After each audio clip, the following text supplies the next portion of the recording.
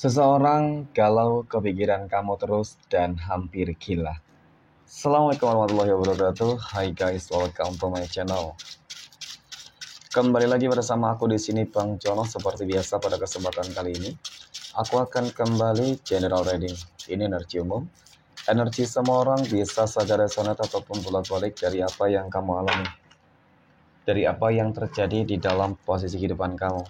Jangan pernah menjadikan video ini, tayangan ini sebagai acuan teman-teman di dalam kehidupan kamu. Jadikan video ini, tayangan ini hanya sebagai hiburan semata.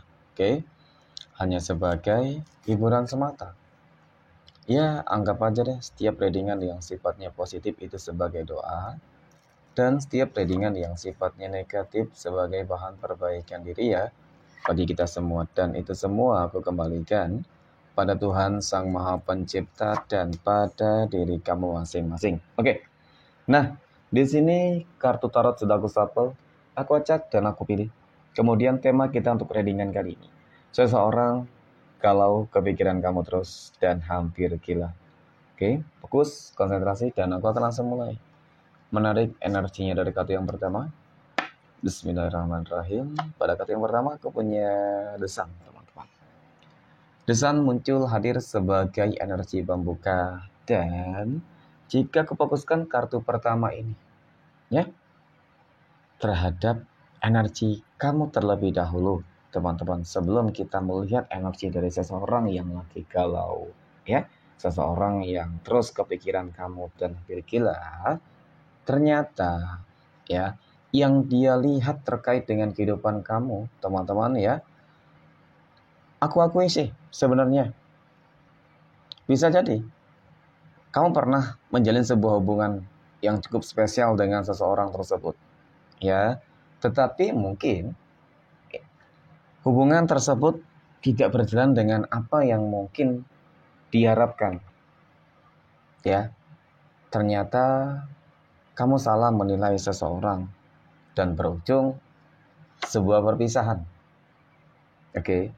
Nah, ketika kita berbicara terkait dengan sebuah perpisahan, tentu ini sesuatu hal yang nggak diinginkan dan bahkan kamu inginkan lah ya teman-teman secara pribadi. Tetapi faktanya, nyatanya adalah sesuatu hal yang mungkin cukup menyakitkan bagi kamu nih. Oke.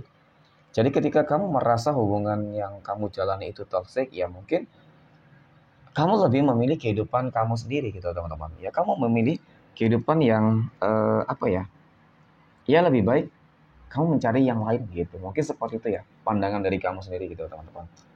Ya, kamu bisa bahagia dan berhak untuk bahagia pastinya. Nah, karena dari kartu pertama ini teman-teman sangat menggambarkan tentang bagaimana kehidupan kamu yang sebenarnya setelah terlepas ya, contoh mungkin dari orang-orang toksik, dari seseorang yang cukup toksik.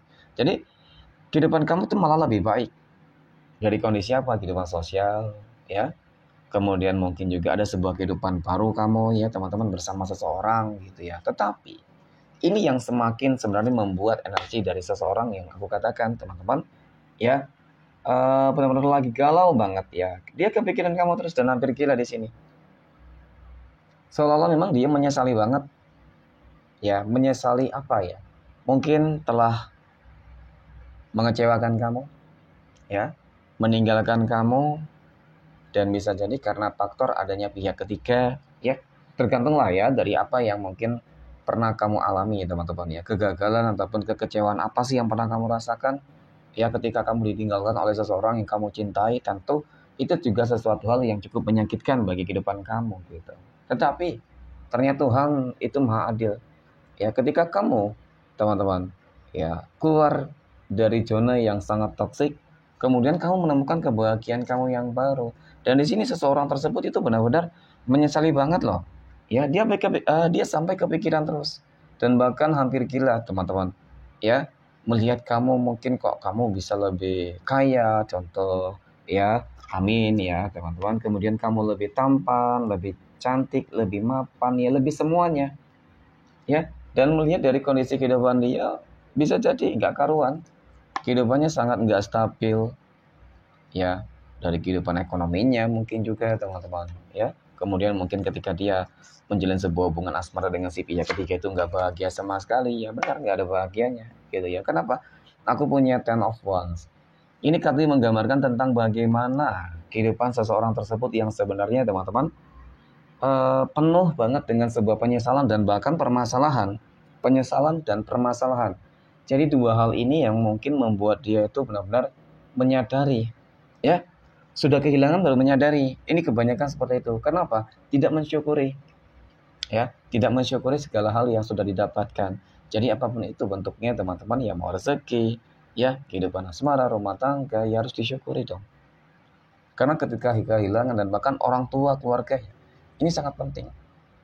Ketika sudah tidak ada baru menyesali. Jadi jangan sampai sesuatu hal penyesalan ini akan tumbuh ya di belakang hari, di kemudian hari teman-teman, setelah kesempatan itu tidak datang kedua kalinya. Ya, ingat, kesempatan tidak akan pernah datang untuk kedua kalinya. Dan sama halnya dengan energi ini. Ya, dia benar-benar lagi frustasi banget teman-teman. Oke, nah, oke, kemudian pada kartu berikutnya aku punya Knight of Pentacles. Ada kesatria koin teman-teman ya. Kesatria koin ini muncul hadir teman-teman ya. Jadi memang untuk kartu keempat ini sangat jelas menggambarkan tentang bagaimana kehidupan kamu nantinya bakal terus mengalami sebuah peningkatan dan kemajuan ya. Dari jalan keresakian kamu nggak tahu sih ketika terlepas dari ini orang toksik ya.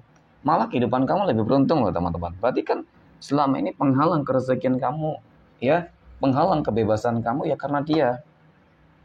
Gitu ya. Orang yang mungkin suka overthinking ya kan, overprotective, ya teman-teman menuduh selingkuh, ternyata dia sendiri yang berselingkuh, bisa jadi ya, dia yang suka berbohong, tidak jujur teman-teman, ya siapa sih, dan kemudian mungkin suka KDRT ya.